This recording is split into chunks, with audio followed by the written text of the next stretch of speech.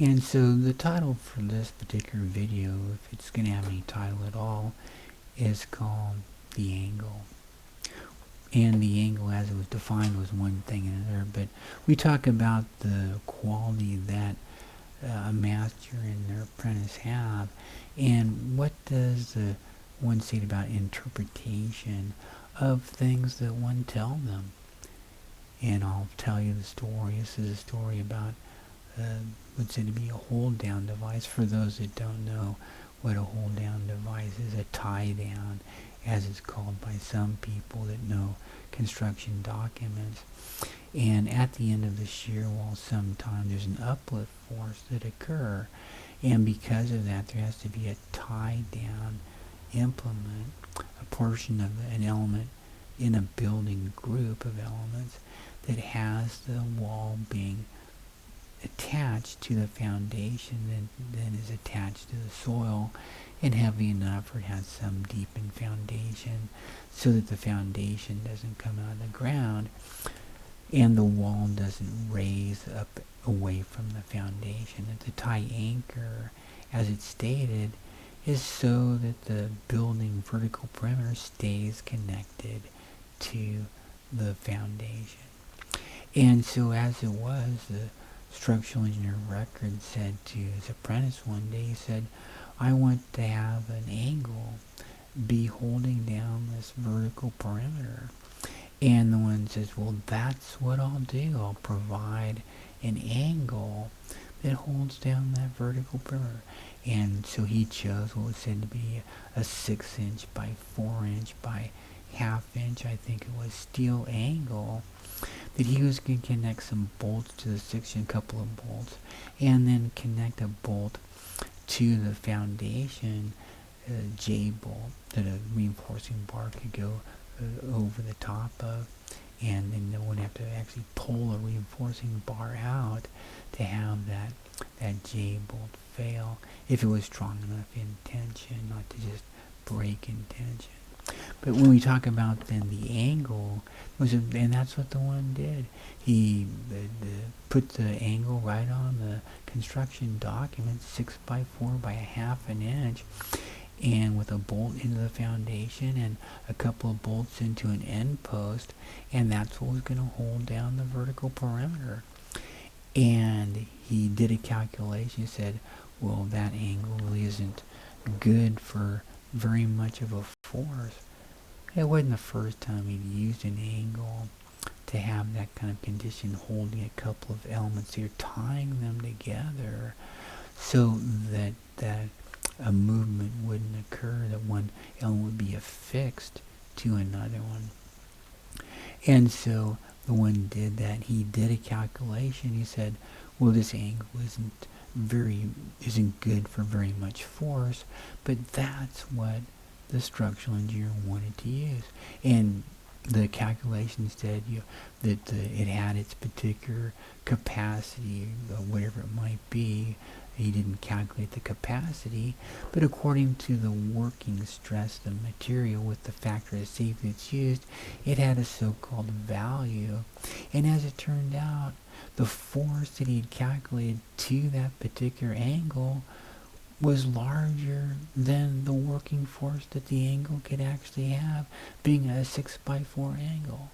We thought that was the angle that was proper to be used. He thought that that's what the structural engineer wanted, no matter what else ever thought he might have about it. He knew that the calculation stated that the angle wouldn't be good enough for the particular quality in the working stress of the angle. It would actually go into yielding condition because of the force that could be applied to the angle for what was said to be the design criteria force that was in the design. But that's what was there. The structural engineer accepted the condition of the angle being there as it was. And people talk about, well, what was the condition about that? He said, well, that's what the structural engineer wanted, otherwise he would have changed it. I think the calculation might even said no good. The angle is not good enough for the force that was going to be applied to that particular location for what was said to be the design criteria for the particular hazard event the building was being designed to. But that's what was there. Well, then he goes out to, in his own individual study, because he liked looking at buildings. He wasn't even working in the office at the time. He had no responsible care about the building that was being built that had that particular angle said to be on the working drawings, the construction documents for the building that was being built. He goes out to the site and he looks at the location where the angle is supposed to be at the end of the shear wall for the element group and force the building to tie that shear wall to the foundation, and the angle's not there. He didn't even see the angle there. But you have to understand, he doesn't know if they were going to install that angle or no. The thing was during construction. Did they forget? They just hadn't gotten to the condition installing that angle. He doesn't know. Do you want to talk about that some more then? There were some angles. They were holding down some water tanks, and there was an earthquake. And what happened? The bolts on those water tanks stretched, as it was, a very large distance. I think it was, I don't know what it was, inches. Maybe it was even a foot. They got longer in the event.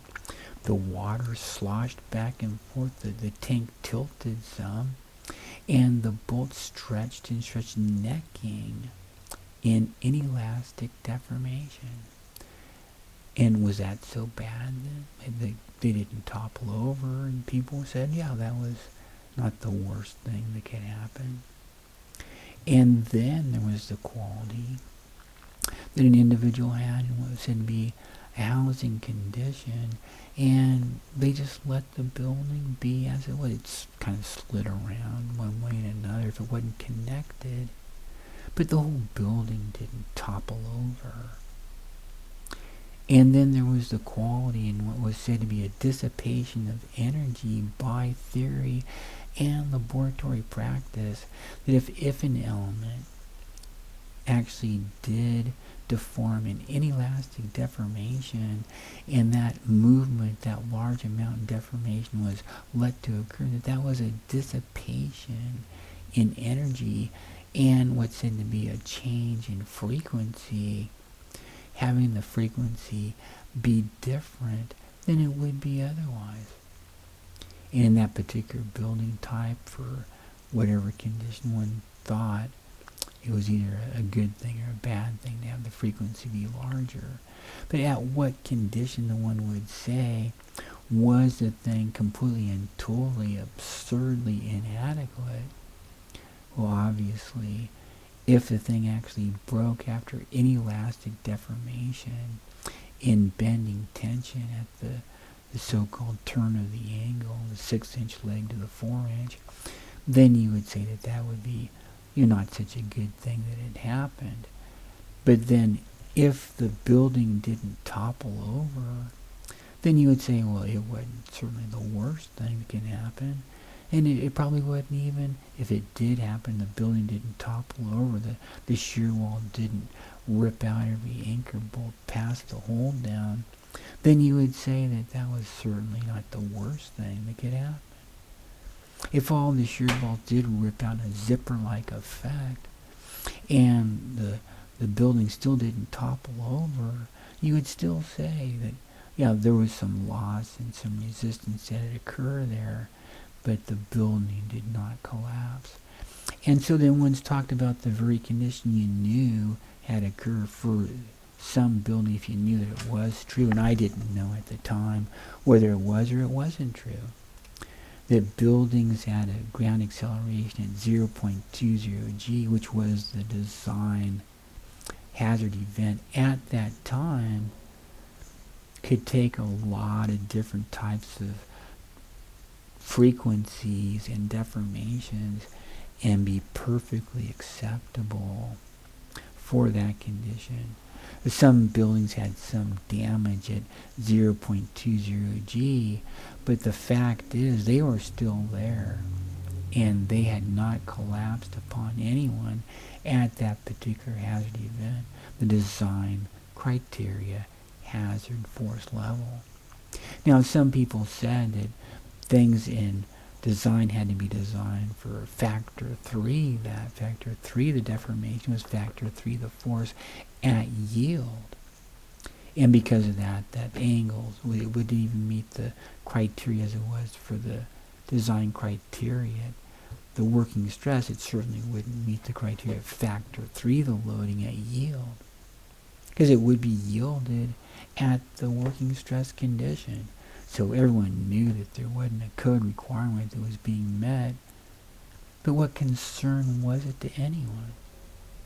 Well, obviously, if the angle wasn't even installed, one certainly couldn't be blamed for the design of the angle that wasn't even there in the building. I don't know if they were going to be installing the angle or no.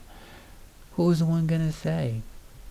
Was the one going to report the ones then? Because the angle wasn't installed the particular day he happened to go out there just to see how the thing was going on? I don't think so. I didn't say anything about it. The one that had gone out speaking in the third person, which part of me, myself, and I it happened to be. So that's the kind of thing in practice that occur. The structural engineer accepted the angle as it had been because he said, based on all of his knowledge, having been a design professional for over 50 years, and being both a licensed architect and a licensed structural engineer, that particular condition was acceptable to not only himself, but anyone else in his society, because he'd had such discussions for decade upon decade about such condition and found that, hey, that's okay. Well, I said that I didn't really like accepting conditions that did not meet a particular design criteria, but I got used to the condition and that there's judgments made by structural engineers that said, that's okay. Don't have it be a worry in your life. It always was a bothersome condition to me because I wanted to meet the criteria. But I had to say to myself, look, that's nothing to talk about, because the structural engineer, confidence by the society, had stated that's okay, that is all right. The angle. Another record by Squeaky Clean.